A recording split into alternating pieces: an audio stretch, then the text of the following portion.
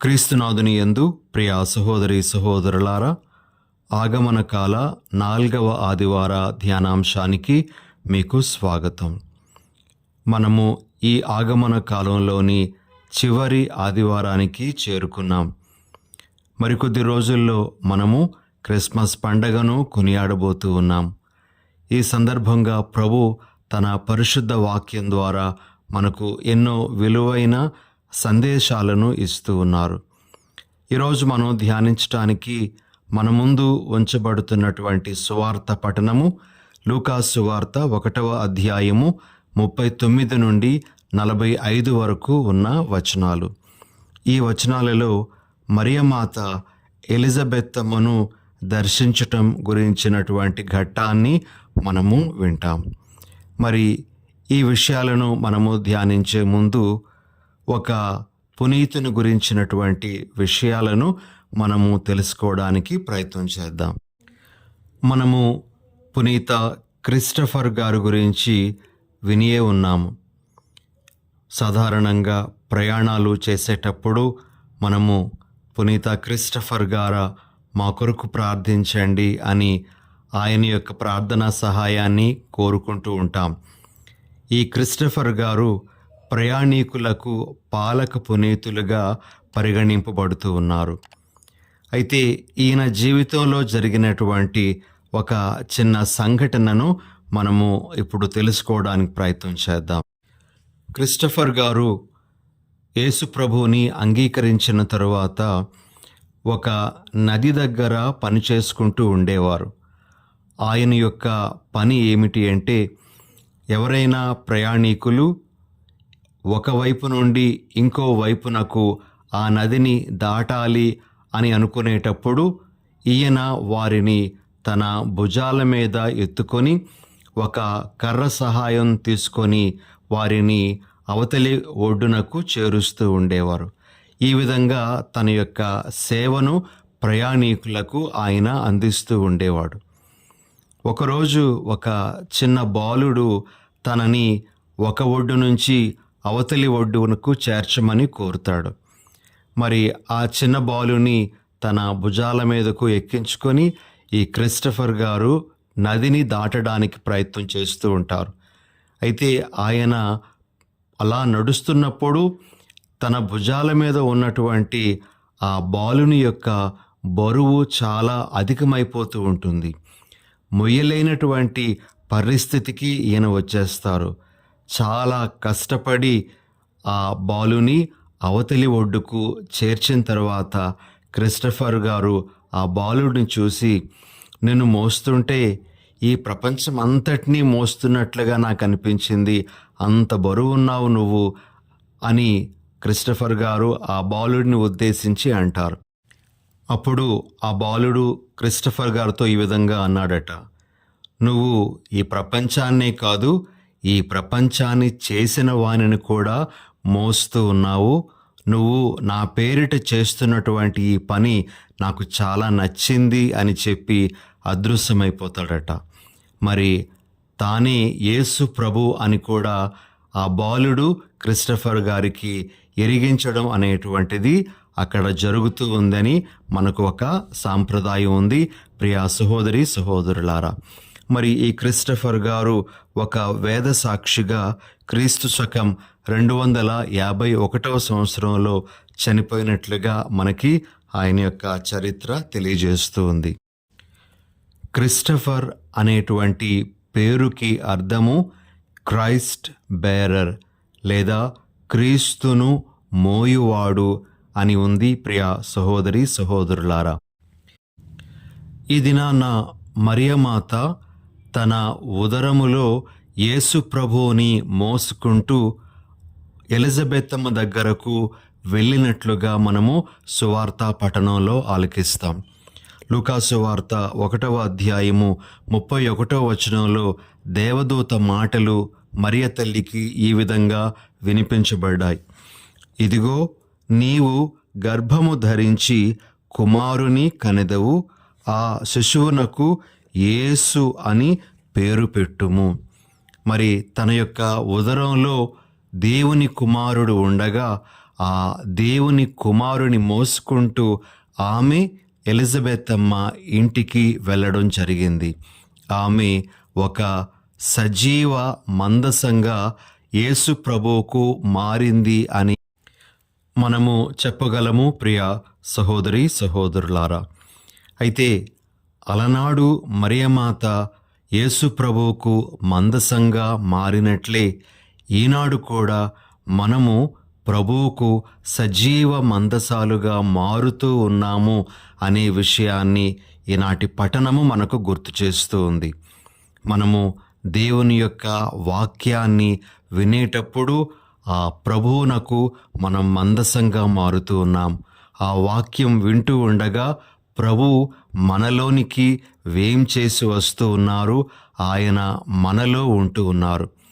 ఇంకా ప్రత్యేకంగా మనము యేసు ప్రభు యొక్క శరీర రక్తాలను దివ్య సత్ప్రసాదంగా స్వీకరిస్తూ ఉండగా ఆయన యొక్క సజీవ సన్నిధి అనేటువంటిది మనలో ఉంటూ ఉంది. ప్రియ సహోదరి సహోదరులారా, మనము ఆయనకు గొప్ప మందసాలుగా మారుతూ ఉన్నాము అనే విషయాన్ని మనము గుర్తించాలి. మరి ఈ విషయాన్ని మనలో ఎంతమందిమి గుర్తించగలుగుతూ ఉన్నాము? యేసు నాలో ఉన్నారు, నాతో ఉన్నారు అనే విషయాన్ని మనము ఎంతవరకు గుర్తించగలుగుతూ ఉన్నామో ఒక్కసారి ఈనాడు మనము పరీక్షించుకోవాలి. ఈ సందర్భంలో పునీత ఫిలిప్ నేరి గారి యొక్క జీవితంలో జరిగిన ఒక చిన్న సంఘటనను మీ ముందు ఉంచాలనుకుంటూ ఉన్నాను. పునీత ఫిలిప్ నేరి గారు క్రీస్తు శకం 1515 నుండి 95 మధ్య జీవించినటువంటి వారు. ఈయన ఒక గురువుగా దివ్య సత్ప్రసాదం ఎడల భయభక్తులు కలిగి జీవించినటువంటి వారు. ఒకరోజు ఆయన దివ్య బలిపూజను సమర్పిస్తూ ఉన్నారట. దివ్య సత్ప్రసాదం స్వీకరించటానికి మరి చాలామంది ముందుకు వచ్చి సత్ప్రసాదాన్ని స్వీకరించి తిరిగి తమ స్థానాలకు వెళ్ళి కూర్చుంటున్నారు.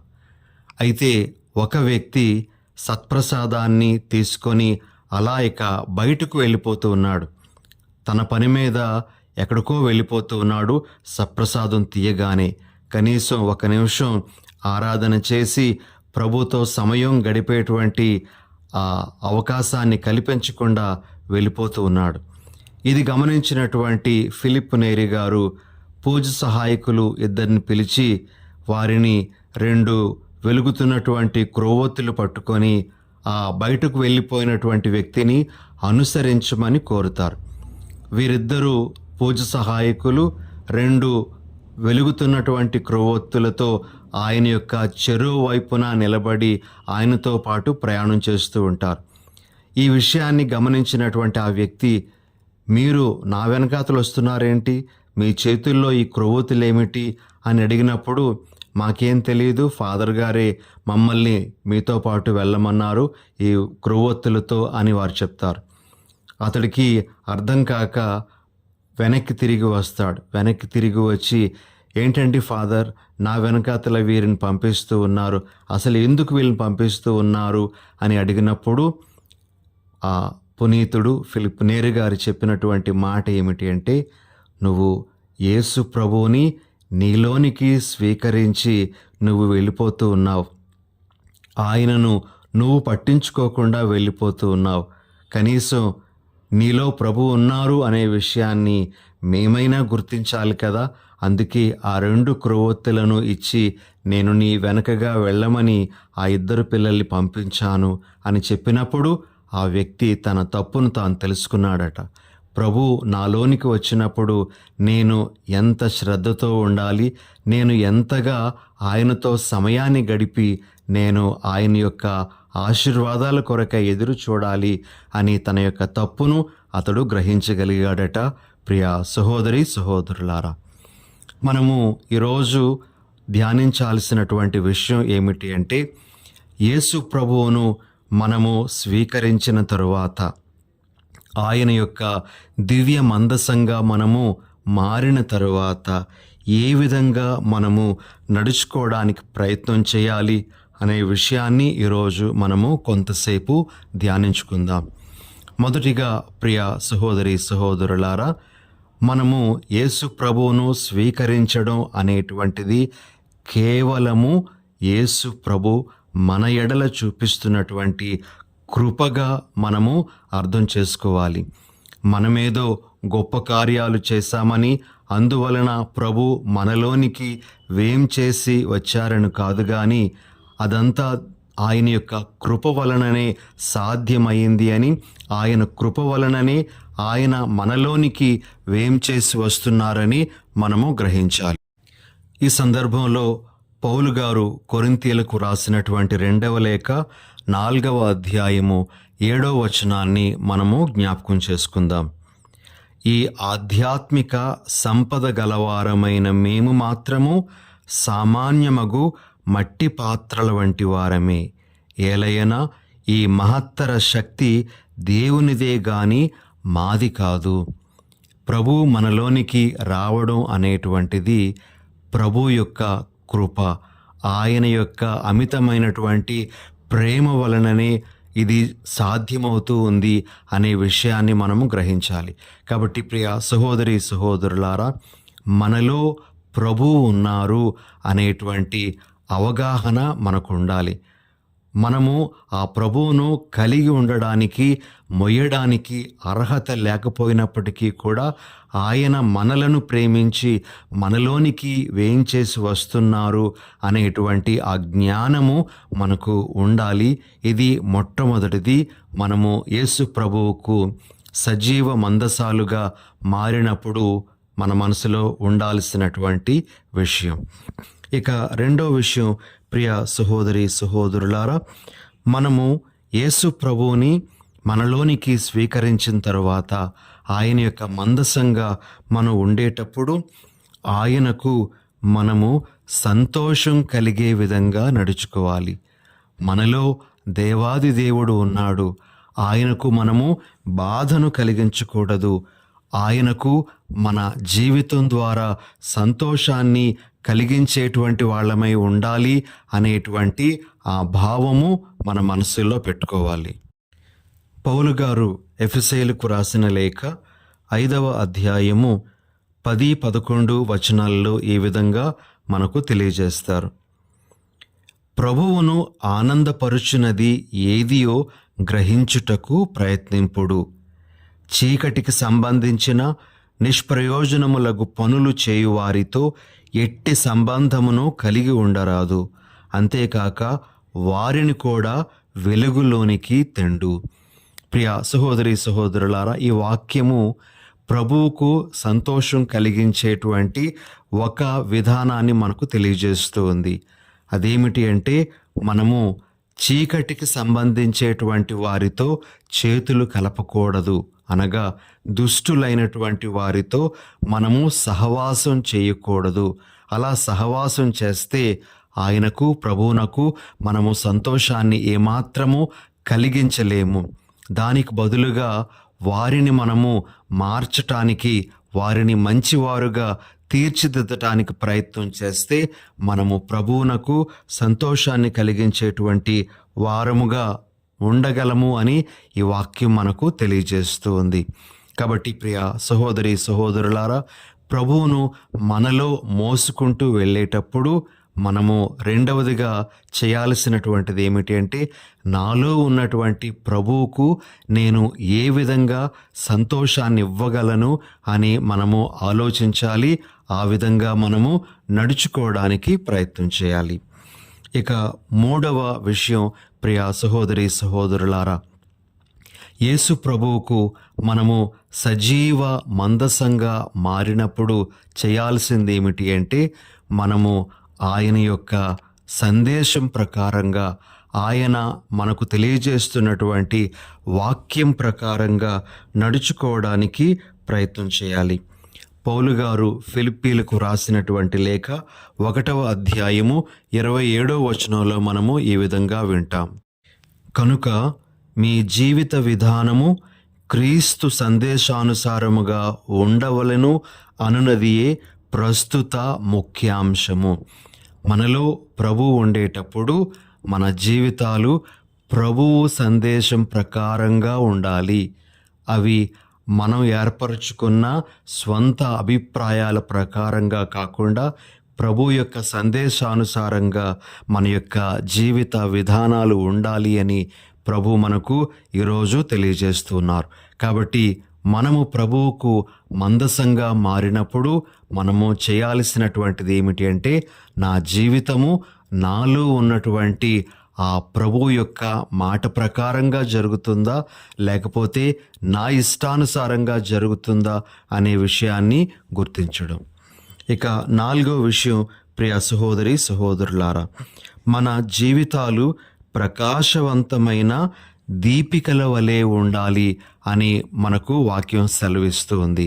ప్రభువును మనము మనలో మోసుకుంటూ వెళ్ళేటప్పుడు, ఆయన యొక్క సజీవ మందసాలుగా ఉండేటప్పుడు మనము ప్రకాశిస్తున్న దీపాల వలె ఉండాలి అని అంటూ ఉన్నారు.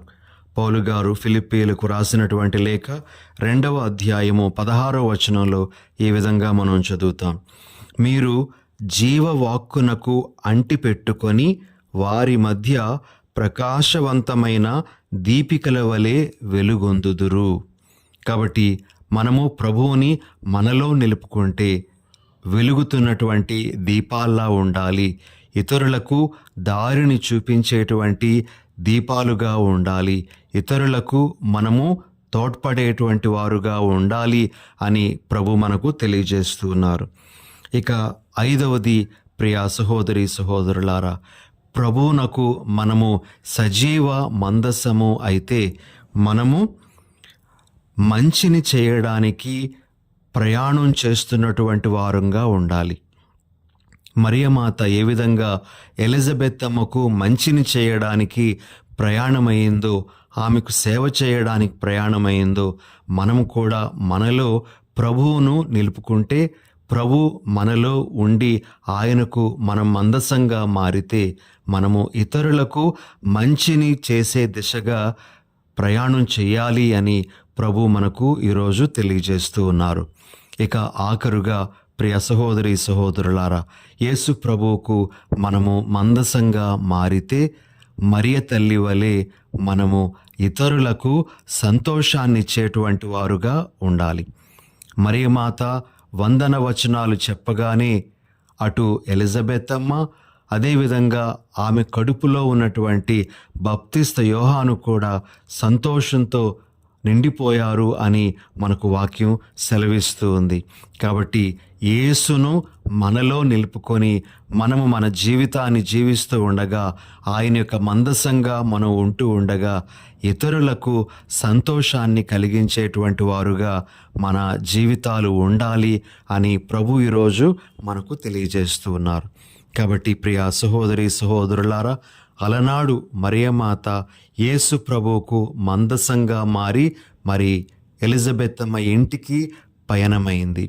ఈరోజు మనము కూడా ప్రభువుని మనము స్వీకరించి మన జీవిత ప్రయాణాన్ని సాగిస్తూ ఉండగా, ఇదిగో మనము ఏ విధంగా ఉండాలో ప్రభు మనకు ఈరోజు తెలియజేస్తూ ఉన్నారు. ఆ విషయాలను మన మనసుల్లో పదిలపరుచుకొని ఆ విధంగా మనము జీవించాలి. ఇక ఈనాటి పఠనము మనకిచ్చేటువంటి 2వ ముఖ్యమైనటువంటి సందేశం ఏమిటి అంటే, మరియమాత తనకు ఇవ్వబడినటువంటి భాగ్యాన్ని బాధ్యతగా మలుచుకుంది. మరియమాతకు ఇవ్వబడినటువంటి భాగ్యం ఏమిటి అంటే, దేవుని కుమారునికి తల్లిగా ఉండడం అనేటువంటి భాగ్యం. అయితే ఆ భాగ్యాన్ని బట్టి ఆమె అతిశయించకుండా, గర్వపడకుండా, ఆమె దానిని ఒక బాధ్యతగా స్వీకరించి ఆ బాధ్యతను నెరవేర్చే దిశగా ఆమె పయనించింది అని మనము ఈరోజు గ్రహించాలి. ప్రియ సహోదరి సహోదరులారా, మనము మరియమాత వలె మనకు ఇవ్వబడినటువంటి ఆ భాగ్యాలను దృష్టిలో పెట్టుకొని ఆ భాగ్యాలన్నీ కూడా మనలను బాధ్యతల వైపు నడిపిస్తూ ఉన్నాయి అని మనము గ్రహించాలి. మనము లూకాసు వార్త 12వ అధ్యాయము 48వ వచనంలో ఈ విధంగా చదువుతాం. మనుష్యులు ఎవనికి ఎక్కువగా అప్పగింతురో వాని నుండి మరీ ఎక్కువగా అడుగుదురు అని.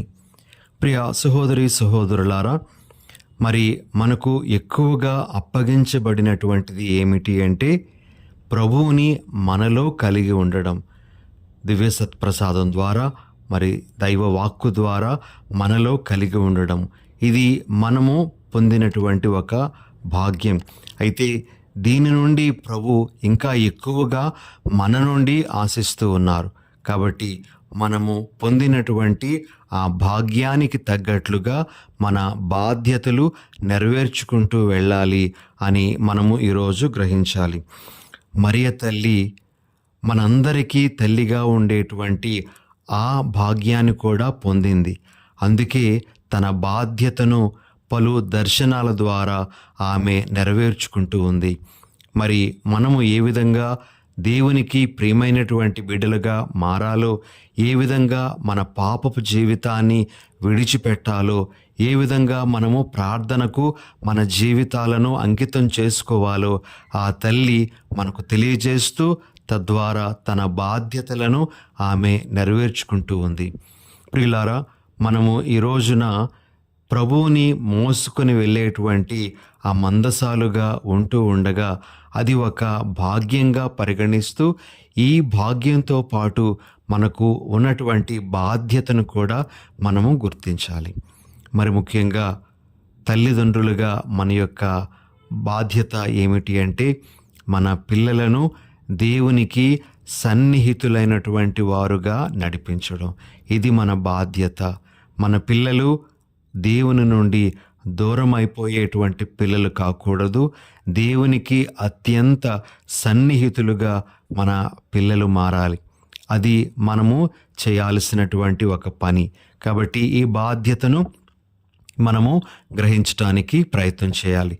మరియమాత యేసు ప్రభువును తనలో ధరించిన తరువాత తన బాధ్యతగా ఎలిజబెత్ అమ్మకు సహాయం చేయడానికి, సేవ చేయడానికి వెళ్ళింది. మనం కూడా ప్రభువును మనలో నిలుపుకుంటూ మన బాధ్యతలను చక్కగా నెరవేర్చుకుంటూ వెళ్ళాలి అనేది ప్రభు ఈరోజు మనకిస్తున్నటువంటి ఒక సందేశం. ఇక మనము ఎలిజబెత్ అమ్మ నుండి కూడా కొన్ని విషయాలు నేర్చుకోవాలి. ప్రియ సహోదరి సహోదరులారా, ఎలిజబెత్ అమ్మ మరియమాతకు అండగా ఉంటుంది అనే ఉద్దేశంతో మరియమాత ఆమె దగ్గరకు వెళ్ళి ఉండవచ్చు. కొంతమంది అభిప్రాయం ప్రకారంగా మరియమాత సేవ చేయడానికి మాత్రమే కాకుండా ఎలిజబెత్ అమ్మ యొక్క సహాయం పొందడానికి కూడా అక్కడికి వెళ్ళి ఉండవచ్చు అనేటువంటి విషయాన్ని వారు తెలియజేస్తూ ఉన్నారు. మరియ తల్లి మంగళవార్తను పొందేటప్పటికీ సుమారు 13-14 సంవత్సరాల వయస్సు కలిగినటువంటి యవ్వనస్తురాలు. జీవితం మీద ఇంకా పెద్దగా అవగాహన లేనటువంటి పరిస్థితి. తనకు ఇవ్వబడినటువంటి ఆ బాధ్యతను ఎలా నెరవేర్చాలో కూడా పూర్తిగా తెలియనటువంటి పరిస్థితి ఆమెది. అయితే ఆ సమయంలో దేవదూత ద్వారా ఎలిజబెత్ అమ్మ ఏ విధంగా అద్భుత రీతిలో గర్భం ధరించిందో తెలుసుకున్నటువంటి మరియా అద్భుత రీతిలో దేవుని యొక్క సహాయాన్ని పొందినటువంటి ఆ ఎలిజబెత్ అమ్మ నాకు కూడా సహాయం చేస్తుంది అనే ఉద్దేశంతో మరియమాత ఆమె దగ్గరకు వెళ్ళి ఉంటుంది అని కొంతమంది అభిప్రాయపడుతూ ఉంటారు. ప్రియమైన సహోదరి సహోదరులారా, మరి ఇక్కడ మనం అర్థం చేసుకోవలసిన విషయం ఏమిటి అంటే మనము మన జీవితాలలో ఎలిజబెత్ అమ్మలాగానే ఇతరులకు అండగా ఉండడానికి ప్రయత్నం చేయాలి. మరి యవ్వనస్తులు పెద్దవారి నుండి సలహాలు సూచనలు పొందడానికి, వారి యొక్క జీవిత అనుభవం నుండి నేర్చుకోవడానికి కూడా సిద్ధంగా ఉండాలి అనే సందేశం మనకు ఇక్కడ వస్తూ ఉంది. ఈ సందర్భంలో మనము 2 వాక్యాలను ధ్యానించడానికి ప్రయత్నం చేద్దాం.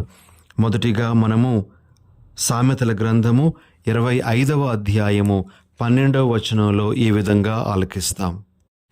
వినయ విధేయతలు కలవారికి పెద్దవారి మందలింపులు బంగారపు ఉంగరము వలె శ్రేష్టమైన సువర్ణాభరణము వలె విలువైనవి. పెద్దవారి యొక్క సూచనలు బంగారు ఆభరణాలతో సమానముగా మరి ఈ గ్రంథకర్త మనకు తెలియజేస్తున్నాడు. కాబట్టి యవ్వనస్తులు పెద్దవారి యొక్క మందలింపులను కానీ పెద్దవారి యొక్క సూచనలు సలహాలు కానీ స్వీకరించటానికి వెనుతీయకూడదు అనేది ఇక్కడ వస్తున్న సందేశం. రెండవ మాట, ప్రియ సహోదరి సహోదరులారా, శిరాపుత్రుడైన యేసు జ్ఞాన గ్రంథము 6వ అధ్యాయము 34వ వచనంలో మనము ఈ విధంగా ఆలకిస్తాం. నీవు పెద్దల యొద్దకు పొమ్ము, జ్ఞానినెవరినైనా గుర్తుపట్టి అతనికి శిష్యుడవు కమ్ము. ఇలా పెద్దవారి దగ్గర శిష్యరికం చేయడం అనేటువంటిది మనకు ఎన్నో విషయాలను తెలియజేస్తుంది. మనము మన జీవితాన్ని చక్కగా ఈదుకుంటూ వెళ్ళటానికి ఆ పెద్దల సహాయం మనకు ఉపకరిస్తుంది అనే విషయం ఇక్కడ మనకు అర్థమవుతుంది. కాబట్టి మరియ తల్లి ఎలిజబెత్ అమ్మ దగ్గరకు సహాయాన్ని కోరి వెళ్ళేటప్పుడు ఎలిజబెత్ అమ్మ ఏ విధంగా గొప్ప సహాయముగా మరియమాతకు నిలబడిందో అలానే పెద్దవారు యవ్వనస్తులకు సహాయంగా నిలబడాలి. యవ్వనస్తులు పెద్దవారి నుండి సూచనలు సలహాలు తీసుకోవడానికి ఏమాత్రము వెనుకంజ వేయకూడదు అనే ఒక సందేశం కూడా మనకు ఈనాటి పఠనము అందిస్తూ ఉంది. ప్రియ సహోదరి సహోదరులారా, ఇక ఆఖరుగా మరియమాత ఎలిజబెత్ అమ్మ ఇంటిలో అడుగుపెట్టిన తరువాత ఎలిజబెత్ అమ్మకు వందన వచనాలు చెప్పిన తర్వాత ఎలిజబెత్ అమ్మ సంతోషంతో నిండినదై మరియ తల్లిని ఆశీర్వదించడం, దీవించడం, పొగడడం అనేటువంటిది జరుగుతూ ఉంది. ప్రిలగు సహోదరి సహోదరులారా, దీని నుండి మనం నేర్చుకోవలసినటువంటి ఒక ముఖ్యమైనటువంటి పాఠం ఏమిటి అంటే మనము కూడా ఇతరులను అభినందించగలగాలి, ఇతరులకు ఆశీర్వచనాలు మనము ఇవ్వగలగాలి. మరి ముఖ్యంగా ఇతరులలో దేవుడు చేస్తున్నటువంటి కార్యాలను బట్టి మనము ఆ ఇతరులను దీవించగలగాలి అని ప్రభు మనకు సందేశాన్ని ఇస్తూ ఉన్నారు. కాబట్టి ఇతరుల మీద అసూయ పడడం, వారి గురించి మనము చెడుగా చెప్పడం కాకుండా దేవుడు వారిలో వారి కుటుంబంలో చేస్తున్నటువంటి కార్యాలను బట్టి వారిని ఆశీర్వదించడం, వారిని ఇంకనూ ప్రోత్సహించడం అనేటువంటిది మనం చేయగలిగేటువంటి ఒక మంచి కార్యంగా ప్రభు మనకు ఈరోజు తెలియజేస్తూ ఉన్నారు. ఈ విషయాలన్నీ ఈ దినాన మన మనసులో పెట్టుకొని ఆ విధంగా మనం నడుచుకోవడానికి ప్రయత్నం చేద్దాం. తద్వారా క్రిస్మస్ పండగకు మనము యోగ్య రీతిలో సిద్ధపడడానికి ప్రయత్నం చేద్దాం. ప్రార్థన చేసుకుందాం. దయగల ప్రభువా, ప్రేమగల మా తండ్రి, మీ పరిశుద్ధ నామానికి స్తోత్రాలు. ప్రభువా, మరియమాత వలె మేము కూడా మీ దివ్య కుమారుడైనటువంటి యేసుకు యోగ్యమైన మందసాలుగా మారి మా బాధ్యతలను చక్కగా నెరవేర్చే వరాన్ని మాకు అనుగ్రహించమని మా ప్రభువైన యేసు నామమున అడిగి వేడుచున్నాము. ఆమేన్.